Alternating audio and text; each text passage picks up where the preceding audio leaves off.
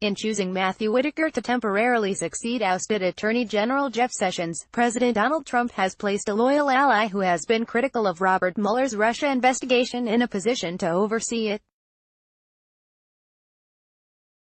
But Trump's move last week to install Whitaker as Mueller's boss may already be backfiring.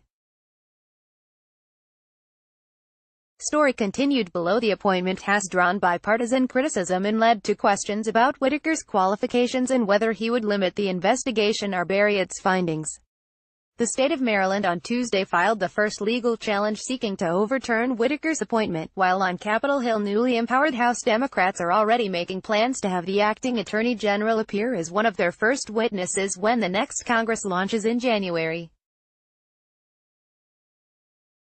The uproar over the appointment, which effectively removes Deputy Attorney General Rod Rosenstein as Mueller's primary supervisor, has put Whitaker in a difficult spot, trapped between setting off a political firestorm by clipping Mueller's wings and angering a president intent on having him do just that.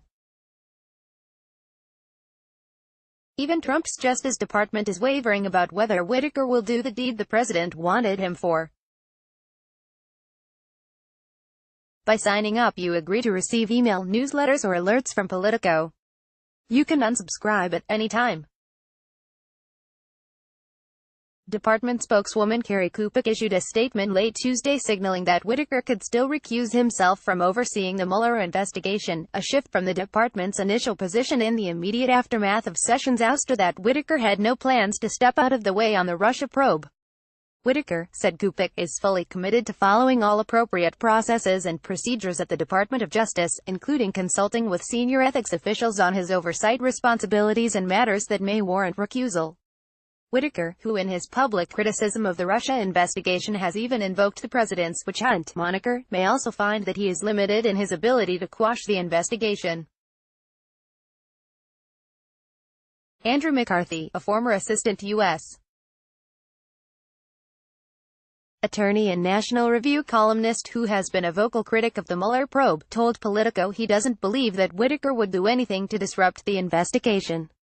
"What you find when you get in, those things are very hard to untangle," McCarthy said. "You tend to let them work the way they're working. With Mueller, it's such a politically fraught field, and I don't think there's any reason to do anything than try to move it along." Lanny Davis, the former Bill Clinton White House crisis manager, said that if Whitaker were to follow the president's wishes and meddle with the Mueller probe, he would be susceptible both to legal fallout and long-term reputational problems. "This guy is vulnerable criminally. He's vulnerable morally. He's just plain out vulnerable," said Davis, who is now representing Trump's former personal lawyer Michael Cohen in his criminal proceedings. There is also the fact that Mueller's investigation may be too far along to merely smother it. A Washington-based defense lawyer representing a senior Trump official in the Russia investigation said Whitaker couldn't make decisions based on his seat-of-the-pants preferences. The special counsel's work is now into its 18th month and includes guilty pleas involving former senior Trump aides and indictments against more than 24 Russian officials accused of sabotaging the 2016 presidential election. Sen.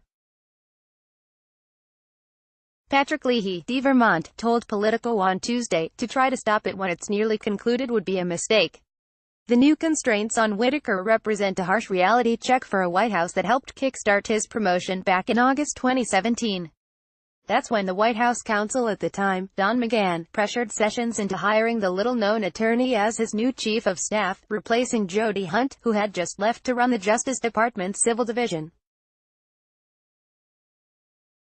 Sessions, stung just weeks before by a series of humiliating Trump tweets, came away from his interactions with McGahn with an impression that he had little choice but to accede to the White House's demands, according to two sources familiar with Sessions' thinking.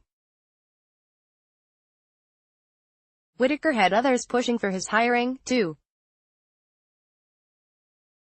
The Federalist Society's executive director, Leonard Leo, whose stock has been high in the Trump White House for his behind-the-scenes vetting of potential Supreme Court picks, recommended Whitaker to McGahn. Trump also liked Whitaker's cable television appearances and his attack dog style challenging Mueller's investigation.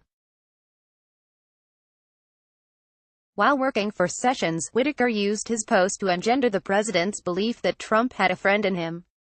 The two men also bonded over football. Whitaker was a tight end on the University of Iowa team that went to the 1991 Rose Bowl. Whitaker's promotion has been anything but smooth.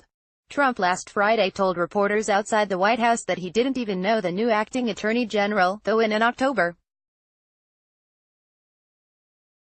11 interview on Fox.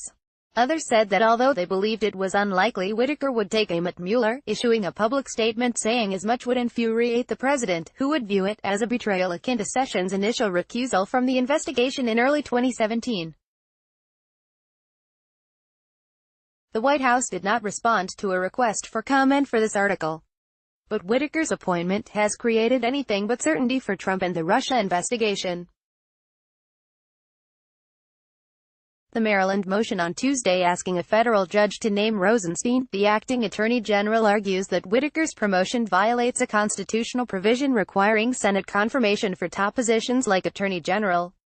Senate Democrats have said they're considering their own lawsuit, and the incoming chairman of the House Judiciary Committee, Rep. Jerry Nadler, DNY, has already promised to make Whitaker the first witness when the new Congress convenes in January. He's totally unqualified, Nadler told CNN on Sunday. And his only qualification seems to be that he wants to be, that the president wants him to be the hitman to destroy the Mueller investigation.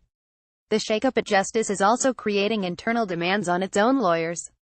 The department on Tuesday was reportedly expected to finalize a legal opinion backing Whitaker's appointment. Mueller's office faces its own deadline next Monday to tell a federal appellate court panel what the changes atop the department mean for a lawsuit that seeks to knock the special counsel out of his job on constitutional grounds.